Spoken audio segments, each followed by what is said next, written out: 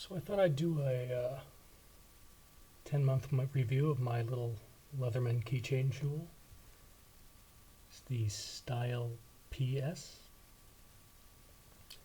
Has a pair of pliers, a bottle opener carabiner, nail file, scissors, and a little pair of tweezers.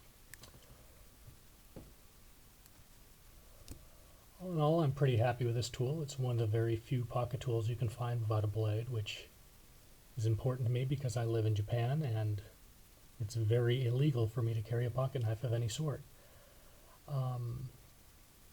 After 10 months, I have noticed a few little defects.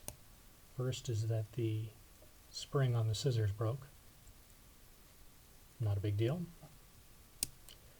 Second is that some rust spots started developing on the nail file, which lives in my pocket. That's a sweaty, salty, wet environment, so it's to be expected.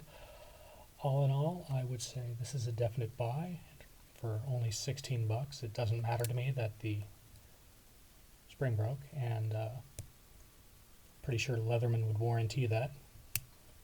And I'd test that out if I lived in the States, but I don't, so I'm not going to bother. And so, at 16 bucks, you can't go wrong.